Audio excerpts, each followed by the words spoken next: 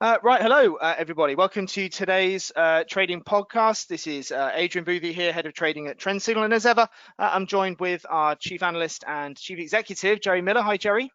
Hi, Adrian. Hello, all. Hi. So, well, look, today we're changing it up a little bit for our podcast. So we're actually splitting it into two sections now.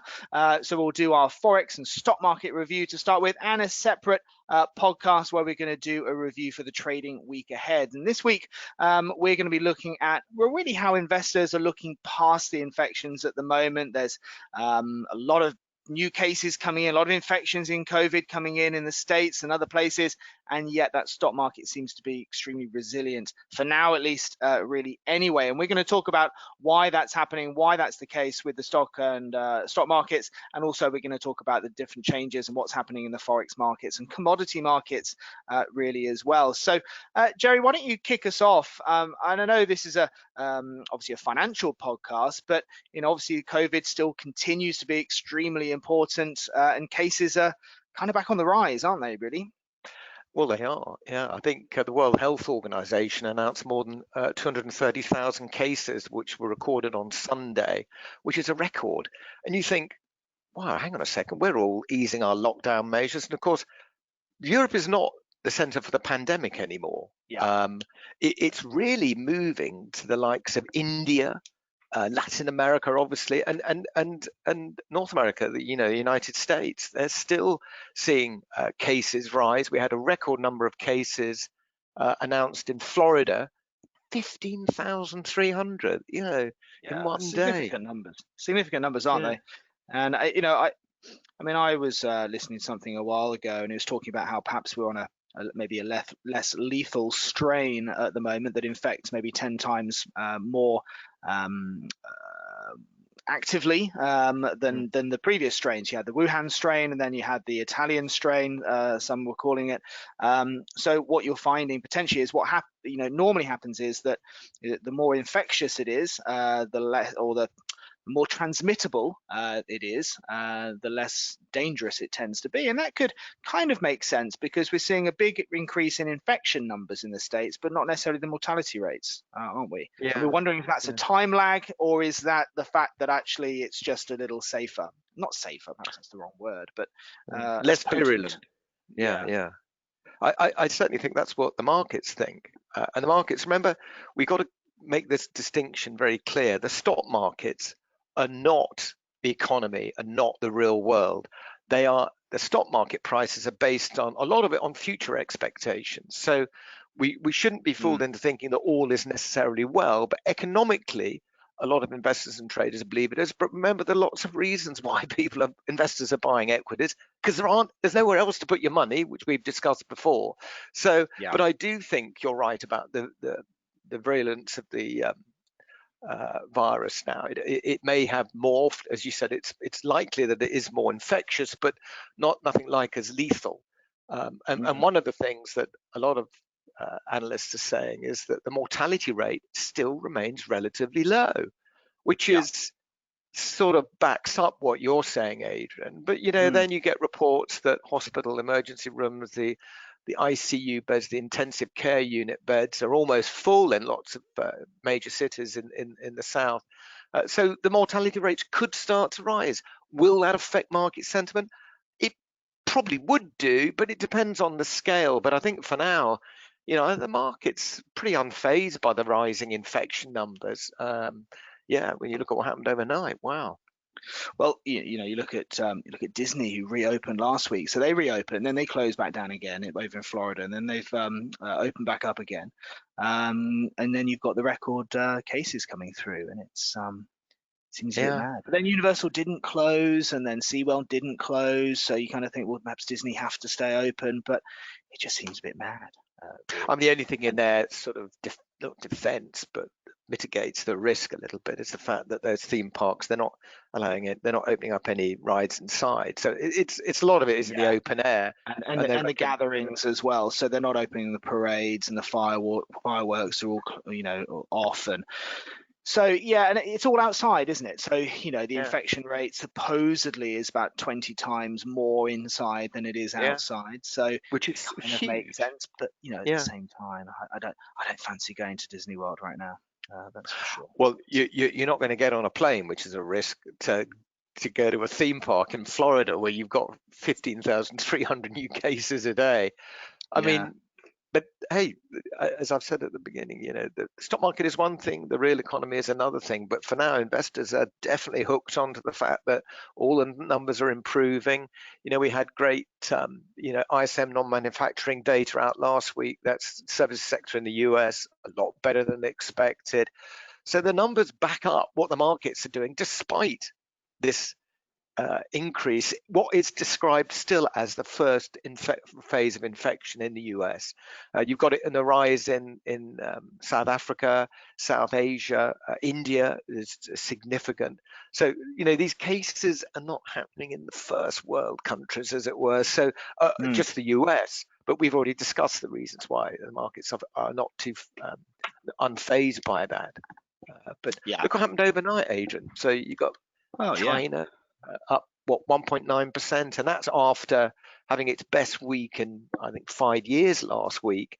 We discussed it this time last week, but when the U.S. state media announced that people should be buying shares, they should enjoy the bull run. Which is Mm. effectively just saying buy the market. And of course, that's exactly what happened. Despite the sort of rather patchy performance in the West, China's market just went through the roof. And another clears on 2% overnight, Adrian. Hang Seng, not quite Well, as good.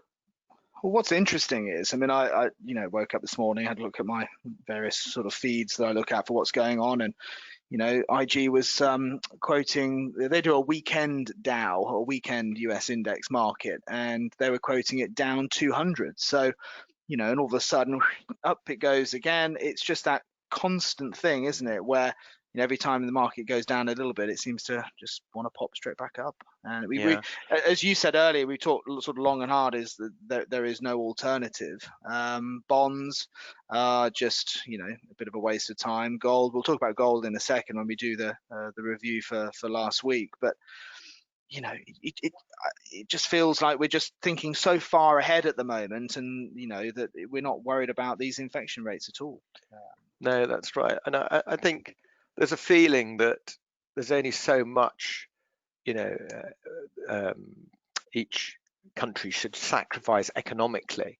And that's definitely been Trump's mantra. He regards the stock market as, you know, correlated with his potential success in the November presidential election, which of course he might regard that, but a lot of commentators are saying the reason why he's so far behind in the polls is because of his failure to tackle the COVID-19 pandemic effectively. And just, I mean, we won't go into all the ridiculous comments he's made, but everyone knows a lot of the ridiculous stuff he said, and turned wearing face masks into some sort of Well, I tell you, it's fashion interesting because accessory. a lot of people have been very critical about governments for not preparing and not having this, that, and the other in place, and so on, and contingencies. Well, I was reading a while back about how Arnold Schwarzenegger was governor of California for a while, wasn't he? And he set up all these mobile hospitals. He had these sort of warehouses full of respirators and masks and goodness knows what else as a contingency, just in case something were to happen. Yeah. Then a recession came in, and then the new governor came in, whoever he was. And the much more popular thing to do was to save money. All this stuff that's there as a contingency, costing loads of money to warehouse it, they got rid of it all. And Well, so all that content, all that stuff that they had, which had been great as a contingency, they thought, well, that's not as important. Taxpayers don't want money being spent on something that may happen at some point in the future, possibly. They want something that's ready for the here and the now. So who's to blame? Maybe it's voters, maybe it's the governors. Who knows? countless state and country wide governments who've taken the decision that there's no point plowing all that money into that. because what's the chance of it being needed? Well, of course, the irony is the chance of it happening again is probably a lot less now because it has happened. So we're going to have all these contingencies. There's going to be PPE stocks and therapies that will be stored for the next sort of 20, 30 years in case it does happen again, which of course, is less likely, I guess. One doesn't know, but who knows? Yeah, who knows? yeah. Okay. All right. So should we move on a little bit to the review of the week ahead of last week? There's been quite a bit of movement in the markets. Actually, before I get into that, just want to quickly cover off on one thing. We've got quite a few live events at Trend Signal. We're a trading and education company here at Trend Signal. We like to educate and help our traders to make better trading decisions. And if you'd like to learn one of our trading strategies, then you can come along to one of our events and learn our sniper trading strategy and learn the 3 simple rules to help boost your trading results. And if you'd like to come along to one of our live trading events, you should see the link on screen now if you're watching us. But if you're just listening, I'll read it out. So if you go to the webpage bit.ly, so it's bit.ly/learnts. That's bit.ly/learnts. Go to that page, you'll be able to book in for one of our live events that we've got going on this week. Learn a strategy that can help you to take on these markets. Because, the one thing that we do know, Jerry, is that there's some pretty reasonable movement out there, isn't there? Some decent volatility out there, and that means a lot of opportunity. So do you want to give us some of the highlights of the movement for last week, Jerry? Okay, yeah.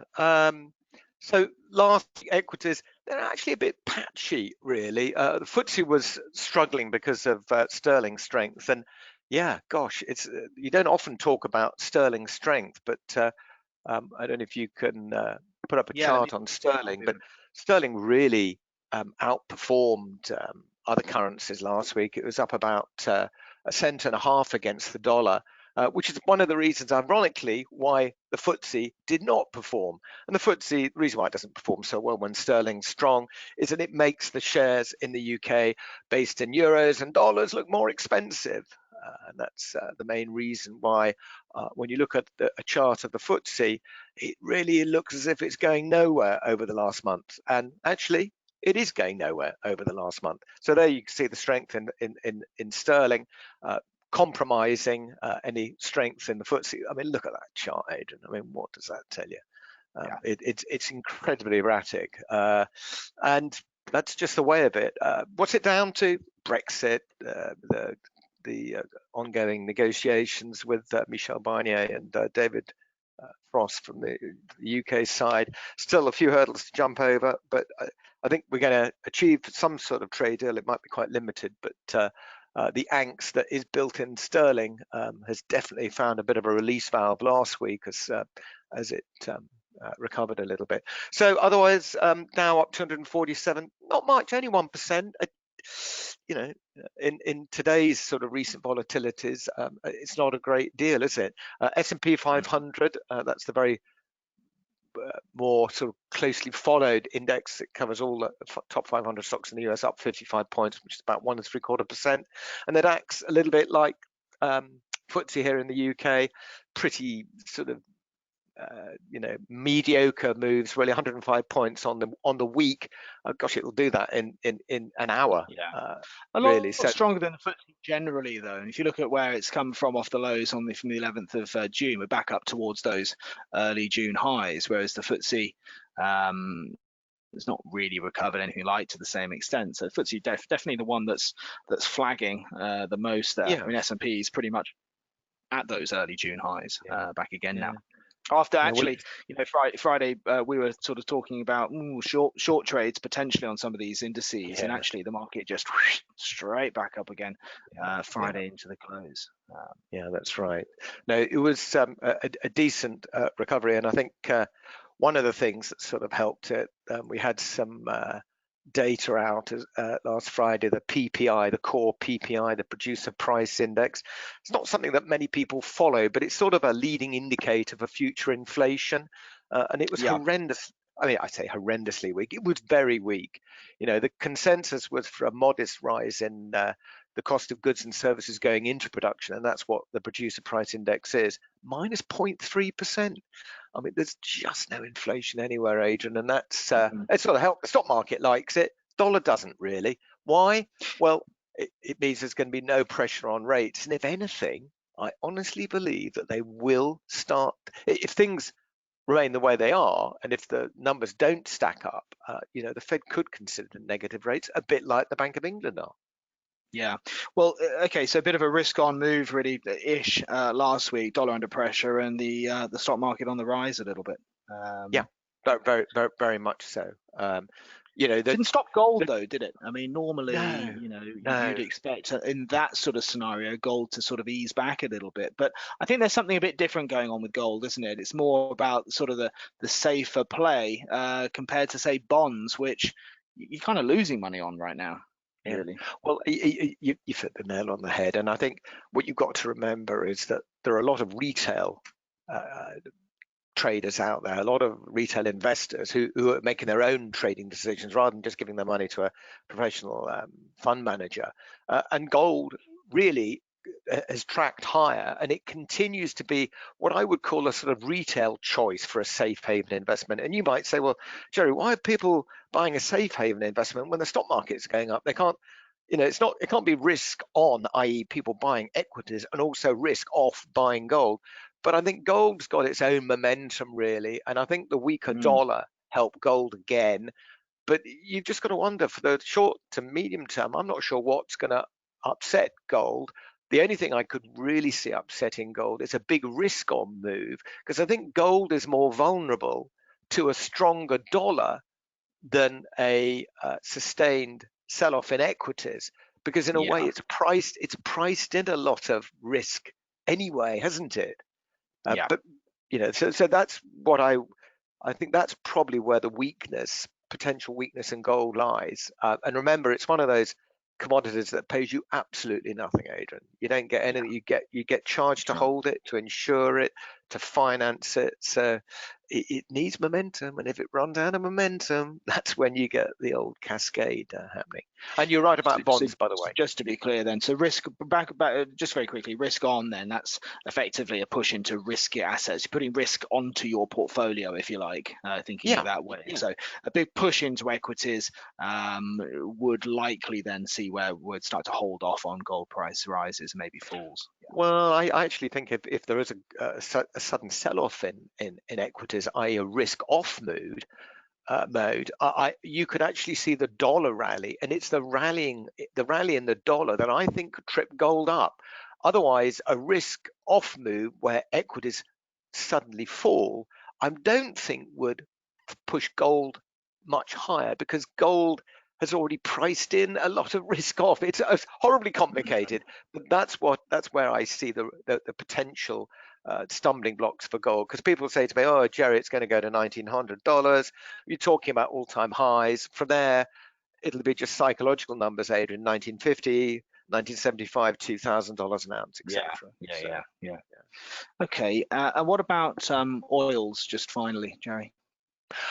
Oil, we discussed it last week. It really looks like a sort of stock index, doesn't it? When you look at the way it's behaving, it is very much tracking the moves in the US and European indices, and probably what you'd expect, really, because the economic recovery is reflected in the oil market prices. As the economy picks up, oil demand's going to pick up, which is supposedly going to be good for prices. But this week's an important week, though. We've got OPEC meeting.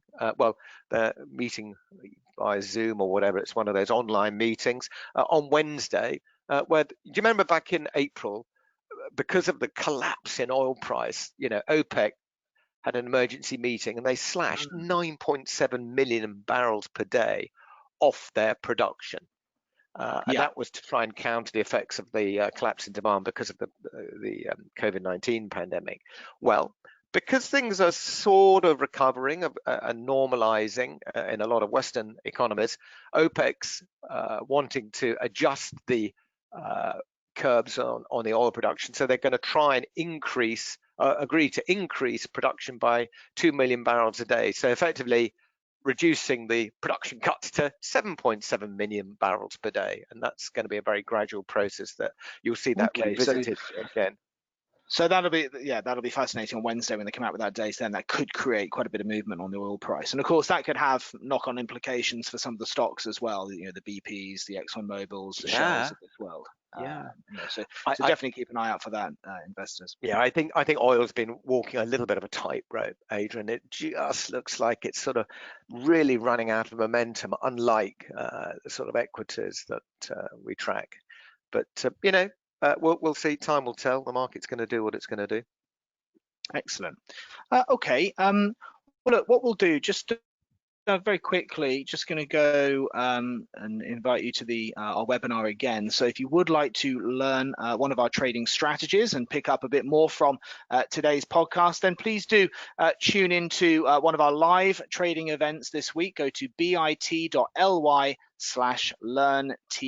bit.ly/learnts. That's the webpage there, and you can book in and register for one of our live upcoming events where you learn a trading strategy that you can then apply to the FX index and commodity markets. And it's very simple to use strategy too, and it's great for beginner traders and experienced traders just wanting more, consistency and confidence with their trading as well.